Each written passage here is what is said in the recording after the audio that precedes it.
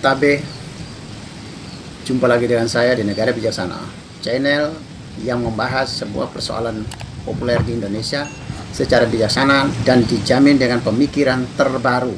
Sekarang ini menjelang pemilu 2024, ada satu persoalan yang sedang gaung, yaitu satu akrobat politik yang tiba-tiba mencuat keluar, yaitu mempersoalkan batas usia seorang calon presiden atau capres dan seorang calon wakil presiden atau cawapres. Terlepas dari apa motivasinya, tapi sah-sah saja ya, yang namanya orang berpendapat untuk mencabut, merevisi kembali sebuah undang-undang, sah-sah saja. Tidak perlu dipersoalkan apakah motivasi apa enggak. Kita semua beranggapan bahwa semua gugatan ini bermotivasi baik. Ada yang pertama kali menggugat soal batas bawah usia capres dan cawapres kita dari Undang-Undang Pemilu nomor 7 tahun 2017 tentang pemilihan umum atau Undang-Undang Pemilu. Itu ada pasal yang mencantumkan batas bawah usia capres dan cawapres adalah 40 tahun. Lalu ada sekelompok orang, taruhlah dari Partai Solidaritas Indonesia atau PSI, menggugat untuk diturunkan menjadi 35 tahun. Supaya mungkin kesempatan bagi anak muda lebih terbuka. Mungkin pertimbangannya pemimpin muda itu lebih produktif, lebih energik, lebih semangat. Mungkin juga daya dobraknya lebih bagus juga. Ya, ada pertimbangan lain lah. Itu sah-sah saja, tidak ada yang aneh. Apapun motivasinya, selama tidak bertabrakan dengan konstitusi, ya baik-baik saja. Sehingga kelompok ini menginginkan usia capres-cawapres harus 40 diturunkan menjadi 35 tahun. Tiba-tiba ada kelompok lain lagi, sekelompok orang lagi yang mengajukan gugatan ke MK, Mahkamah Konstitusi, untuk mencantumkan batas atas capres-cawapres juga 70 tahun. Artinya di atas 70 tahun dianggap tidak layak. Tidak tahu apa pertimbangannya, juga tidak tahu. Tapi oke lah, kita berpikiran positif saja, semua itu bermotivasi baik. Semua pihak menunggu apa keputusan hakim MK nanti. Tentu semua mengharapkan dengan keputusan harus menurut materi gugatannya. Di PSI, kelompok masyarakat yang sepemikiran dengan PSI tentu mengharapkan batas bawah 35 tahun dikabulkan oleh MK, diterima.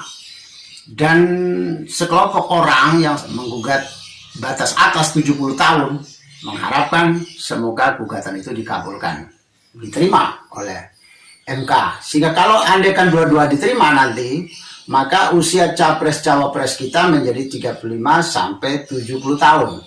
Di bawah dari itu tidak punya hak, di atas dari itu tidak punya hak juga. Kita berandai-andai ya, andaikan gugatan ini berada di negara bijaksana. Seperti apa putusan MK nanti. Kita lihat apapun yang kita lakukan di Indonesia ini selalu merujuk kepada konstitusi. UUD 45, di mana di situ juga ada Pancasilanya juga tercantum. Nah, tentu semua undang-undang, semua regulasi dari tingkat negara sampai ke tingkat desa, bahkan RT RW sekalipun, itu semua aturan yang digunakan merujuk pada UUD 45 dan Pancasila ini. Tidak boleh ada yang berbeda. Karena UUD 45 dan Pancasila adalah struktur tertinggi dari semua orang dan semua lembaga yang ada di Indonesia. Itu struktur tertinggi ya. Jadi kita diperintah oleh Pancasila dan UUD 45. Jika sebuah regulasi dari tingkat undang-undang sampai dengan peraturan desa, perda, peraturan daerah, jika dia bertabrakan dengan UUD 45 dan Pancasila, harus dicabut. Jika ada gugatan, selama tidak ada gugatan ya tidak. Pertanyaan kita, apa syarat capres dan cawapres di Indonesia menurut UUD 45? supaya kita bisa lihat bagaimana posisi usia yang tercantum di dalam Undang-Undang Nomor 7 tahun 2017, Undang-Undang Pemilu kita, apakah sesuai atau tidak dengan UUD 45 kita. Kira-kira usulan 35 tahun dan 70 tahun sesuai enggak dengan UUD 45 kita? Atau sekarang usia 40 tahun, batas bawah, batas atas tidak dicantumkan, kenapa batas 40 segala? Kenapa tidak 30 batas bawah? Kenapa tidak 20 tahun? Misalnya kenapa tidak 1 tahun saja? Kenapa harus 40? Rujukan konstitusinya dari mana? Rujukan ideologi Pancasila kita dari mana? Yang bisa membenarkan batas bawah dan batas atas usia seorang capres dan cawapres ini. Kita lihat di dalam UUD 45 pasal 6 ayat 1. Dia mengamanatkan calon presiden dan calon wakil presiden Indonesia, Republik Indonesia adalah orang yang mampu secara rohani dan jasmani. Itu pesannya. Bagaimana pesan ini diuraikan ke dalam bentuk regulasi, baik dalam bentuk undang-undang sampai dengan dalam bentuk perdes, misalnya peraturan desa, termasuk peraturan daerah, perda.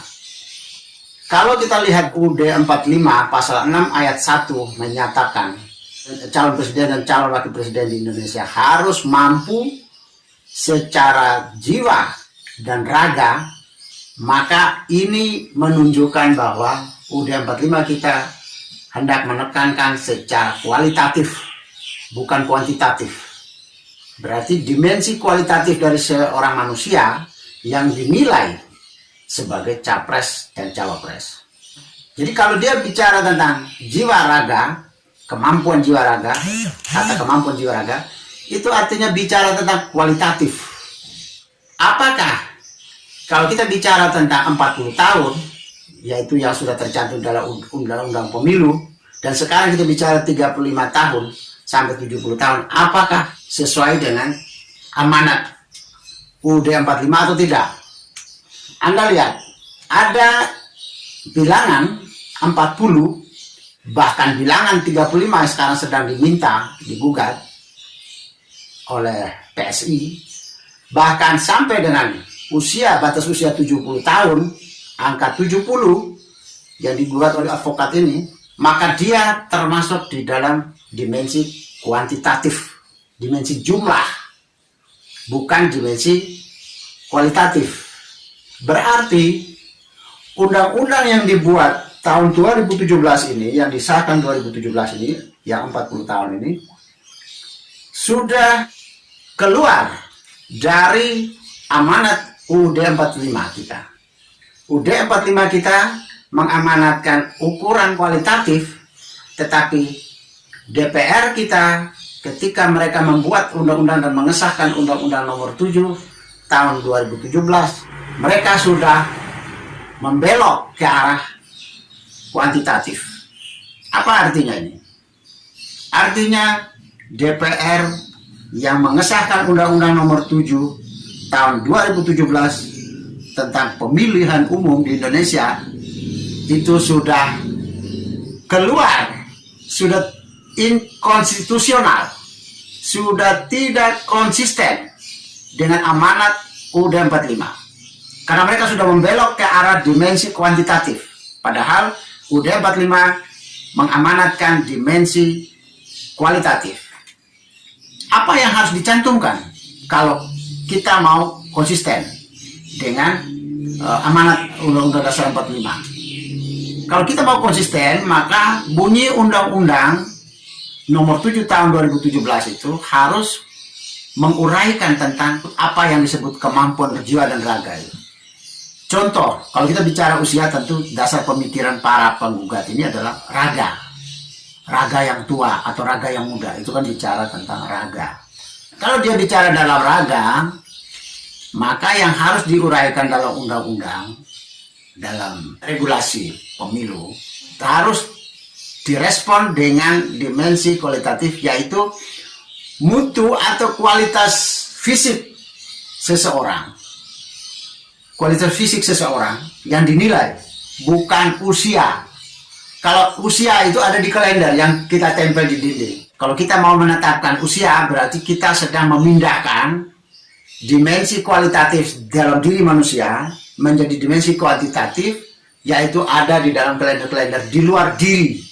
Apakah logis atau tidak? Ketika UUD 45 membicarakan tentang dimensi yang ada di dalam diri kita, sementara Undang-Undang Nomor 7 Tahun 2017 DPR mengesahkan, merancang dan mengesahkan, bunyinya menyangkut hal yang di luar diri kita, hal kalender yang bergantung di dinding rumah kita atau kantor kita. Undang-Undang Nomor 7 Tahun 2017 tentang pemilihan umum juga tidak konsisten terhadap UUD 45. Karena tidak wajar kalau UUD 45 mengamanatkan kualitatif fisik manusia, terus di dalam undang-undang yang dibuat oleh DPR Nomor 7 Tahun 2017 diuraikan menjadi kuantitatif. Ini adalah bentuk penyimpangan. Entah sengaja atau tidak sengaja saya tidak tahu, tapi saya anggap aja tidak sengaja. Mungkin ketidaktahuan bahwa kalau bicara kualitatif, fisik secara kualitatif, maka bukan bicara usia. Bicara kondisi tubuh yang seobjektifnya. Maka yang harus dicantum adalah misalnya kemampuan daya gerak seluruh persendian, kemampuan bergerak, tangan kiri, tangan kanan, bermanfaat semua enggak, bisa bergerak enggak, semua fitur dalam tubuh orang ini, persendiannya. Mata bisa melihat, telinga bisa mendengar enggak, berapa denyut jantungnya dari standar yang seharusnya, dites antara sebelum dan sesudah diberi stimulasi. Bagaimana tekanan darah ketika dia dalam keadaan biasa dan dalam keadaan diberi intervensi. Misalnya dalam keadaan emosi, dalam keadaan marah, berapa tekanan darah dia. Kalau darahnya terlalu tinggi, berbahaya dan kecenderungannya dia tidak bisa mengambil keputusan dengan tepat karena dalam keadaan marah atau emosional, tekanan darah menjadi tinggi. Atau dia punya oksigen kurang, atau sirkulasi oksigen dalam tubuh, dalam darahnya kurang bagus. Berapa jumlah oksigen yang tersedia di dalam dirinya. Maka ini yang dinilai kualitas tubuh seseorang. Lihat di kemampuan dia berpikir, memorinya, lihat sel otaknya mencukupi enggak, masih baik enggak, lihat saraf, fungsi-fungsi sarafnya masih berfungsi enggak, seberapa toleransi kalau dia tidak berfungsi, berapa persen dari semua saraf yang ada tidak berfungsi, kemudian berapa persen yang bisa ditoleransi oleh undang-undang. Itu yang harus dinilai. Kalau itu kita bicara kualitatif. Gugatan ini kalau terjadi di negara bijaksana, maka dua-dua gugatan ini saya pastikan ditolak. Karena konstitusi kita tidak bicara tentang kuantitatif tubuh seorang calon presiden dan calon wakil presiden. Dia mengamanatkan kualitatif, berarti kondisi nyata fisik secara langsung yang dinilai, bukan usia. Ada yang usia masih muda, sudah reok, sudah penyakitan, sudah nggak bisa bergerak, nggak berfungsi. Ada yang usianya tua, masih berfungsi dengan baik, kondisi kesehatannya. Jadi kalau kita bicara kuantitatif, tidak konsisten dengan pesan Undang-Undang Dasar 45 kita. Jadi bukan persoalan tidak operasional saja secara regulasi dan secara medis, tetapi juga tidak konsisten dengan UUD 45 kita, dengan konstitusi kita. Jadi saya pastikan kalau sidang MK itu terjadi, gugatan itu terjadi di negara bijaksana, hakim MK menolak dua-dua gugatan ini. Kalau MK menolak dua-dua gugatan ini, berarti pemilu 2024 dan seterusnya masih memberlakukan Undang-Undang Nomor 7 Tahun 2014. Masih yang lama, berarti usia masih 40. Batas atas tidak ada, batas bawah 40 tahun itu. Apakah ketika angka 40 itu, pasal itu masih ada, apakah dia tidak melawan Undang-Undang 45? Ya melawan jelas. Karena di Undang-Undang 45 tadi saya sudah katakan tidak mengamanatkan ukuran atau indikator secara kuantitatif. Maka angka 40 yang sudah ada selama ini kita praktek di Indonesia sejak 2017 itu pun salah. Apakah harus diangkat, harus dicabut oleh MK? Ya enggak, tergantung ada gugatan enggak. Kalau ada orang yang menggugat kembali tentang pencantuman usia 40 tahun itu, maka di negara bijaksana pasti dikabulkan. Hapus batas usia paling bawah 40 tahun, dihapus. Pokoknya bicara tentang umur, usia, hapus. Karena tidak sesuai dengan amanat UUD 45. Tidak sesuai dengan amanat konstitusi kita. Kalau ini terjadi, maka mau tidak mau DPR kita mungkin juga bekerja sama dengan para ahli hukum tata negara kita untuk membuat revisi lagi undang-undang pemilu itu, harus direvisi kembali, mencantumkan variabel-variabel dan indikator-indikator tentang kemampuan anggota tubuh seseorang, kemampuan fisik seseorang, dan kemampuan jiwa seseorang yang harus diukur. Kalau itu di Indonesia saya tidak tahu nanti MK terima atau tidak gugatan, dua gugatan atau salah satunya gugatannya diterima atau tidak. Tapi kalau MK di negara bijaksana, saya pastikan hakim MK akan menolak dua gugatan ini, ditolak sekaligus. Bahkan tiba-tiba kalau ada orang yang menggugat lagi untuk mencabut usia 40 karena tidak konsisten dengan amanat pasal 6 ayat 1 Undang-Undang Dasar kita, saya pun memastikan hakim konstitusi di negara bijaksana akan mengabulkan permohonan untuk mencabut persyaratan minimal 40 tahun bagi capres dan cawapres. Biarkan itu dicabut, biarkan DPR dan para ahli hukum tata negara harus memikirkan ulang untuk merevisi pasal itu, menguraikan kembali konsisten dengan amanat Undang-Undang Dasar 45 yang mengamanatkan seorang capres dan cawapres harus mampu secara jiwa raga. Maka uraikan mana yang disebut jiwa dan raga yang mampu itu yang seperti apa. Nanti dokter, psikolog akan melihat bagaimana persendiannya, semua organ lengkap tidak dan berfungsi atau tidak. Karena kita tidak mencantumkan soal kemampuan fisik tadi, maka dulu Gus Dur ya boleh, meskipun beliau buta dan tidak bisa jalan, boleh, karena kita tidak mencantumkan kemampuan fisik, kemampuan raga.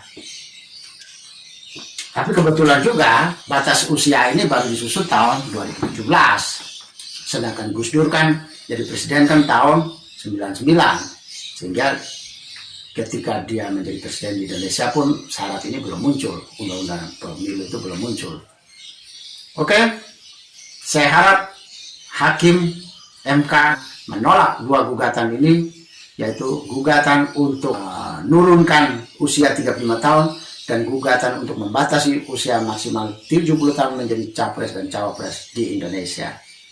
Bahkan jika ada warga negara kita yang mengajukan menggugat kembali suruh mencabut usia 40 tahun batas bawah bagi capres dan cawapres, terima juga gugatan itu, mencabut juga, karena tidak sesuai dengan amanat Undang-Undang Dasar 1945 kita. Ya, selamat berdemokrasi dan selamat bersopan santun dalam demokrasi. Jika Anda setuju dengan saya, Anda seide dengan saya, berarti kita berada pada satu perjuangan yang sama, yaitu ingin melihat Indonesia menjadi lebih baik, Indonesia menjadi negara yang bijaksana yang kita impikan. Caranya adalah dengan Anda memberi dukungan dan berpartisipasi dalam channel ini.